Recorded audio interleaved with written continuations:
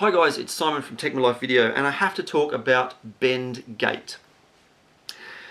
It's all the rage, it's all the controversy. I'm going to try to go through it as quickly as I can, and there's a bit to cover. Basically what happened is, it all started when somebody posted photos on social media of an iPhone with a bend in an iPhone 6 Plus with a bend in it. Now, this guy, from the report I read, he drove with the phone in his front pocket. He drove for hours. I assume it was his front pocket, not his back pocket. Because if you sit on your phone for hours, you're a real idiot. If you put it in your front pocket in your car and sit there for hours, take your phone out of your pocket and charge it. This is the kind of thing, people complain about it bending because it's in their pocket, and then they complain about it going flat, but they didn't charge it while they're in their car.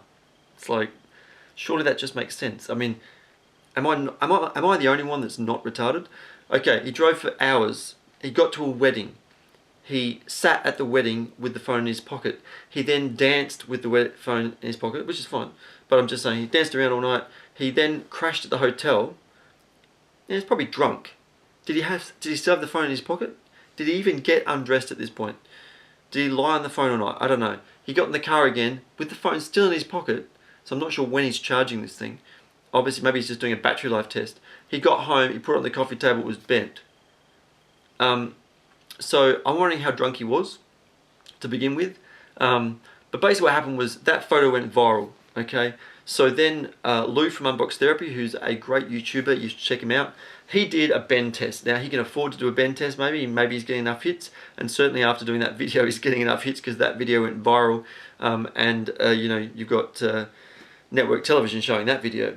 He bent the iPhone, and he put a lot of force into it. Not the kind of natural thing you would do to your iPhone, and he bent the phone.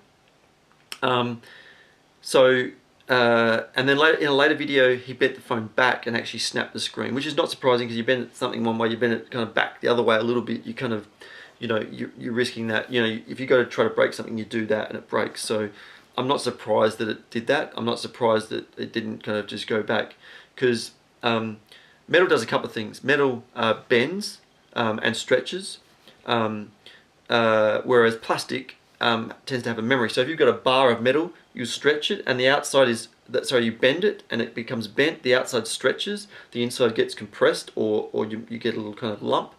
And if you've got plastic, if you try to bend it, it'll either snap or it'll flick back straight because it has a memory. So in a later video, he did a, I'm trying to get the name, Note 3, a Samsung Note 3, and he tried to bend that. Now, plastic phone, much thicker, but similar kind of size. He bent that, it was creaking and crunching because the inside structure of the phone, they would have plastic running kind of around the phone, and he's basically breaking those kind of internal structures a little bit as he's bending it. He found it a lot harder to break. It kept on snapping back, of course, plastic memory, and then by the end of it, he had distorted the phone. My opinion is that any phone will distort or break if you put enough force on it, and you will wreck your phone in some way. Hopefully most people aren't doing these kind of things to their phones. So he did that. He also did a video with, more recently, with an iPhone 6, which he found he couldn't bend as easily. He managed to bend it just a little bit, but putting a lot of force into it. He also did, I'm trying to remember all the phones he did. He did the Moto X, which is a very thick phone. It's got a curved back, a flat front and a curved back, so it's very quite thick, and he just said that's rock solid. Couldn't bend that one. Nokia one was also very strong. It clicked a little bit with the plastic, but it just kind of snapped back together. Nokia phones are usually pretty bulletproof, but they are plastic. And then he did the HTC One, which is aluminium like the iPhone, and that thing, as soon as he bent it, the screen kind of popped loose just straight away. It looked really ugly on the video, and so that one wasn't great either in terms of the durability test. But these are tests you're not going to be doing to your phone. So basically then he called those scientific tests, and they're not very scientific really, because you're using your hand to do it.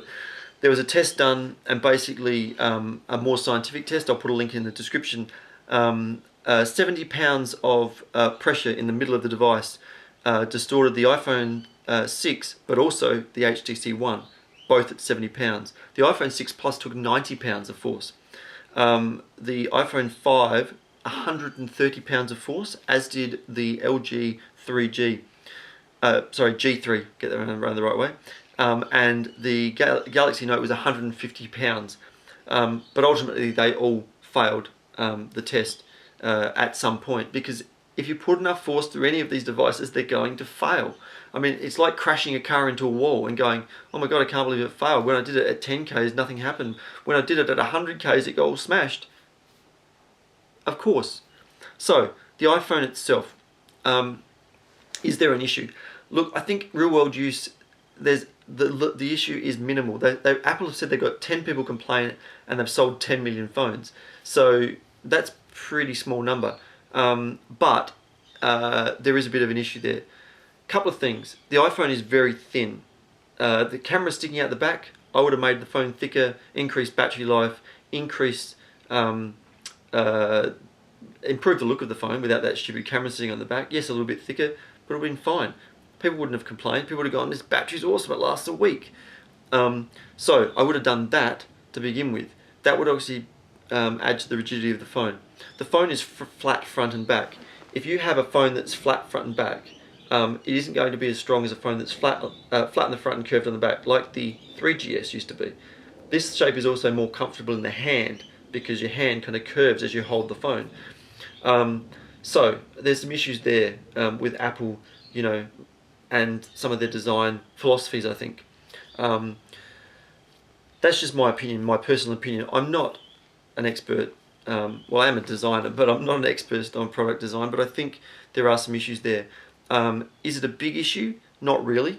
I don't think it's a big issue at all, but people love to blow this stuff up because it's Apple. So please like the video and subscribe to the channel, and please comment below with your thoughts on the whole Bendgate thing. Probably be Android people saying, oh, their phones are crap.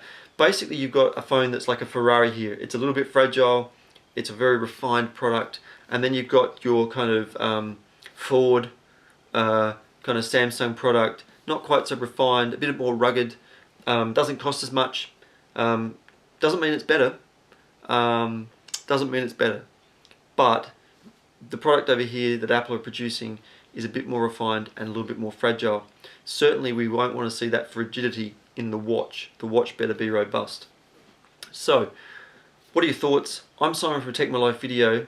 There will be more to this story, I'm sure, and we'll see you in the next one. Okay, bye. Oh, look me up on Facebook. Tech My Life Video on Facebook. We'll see you there. Bye.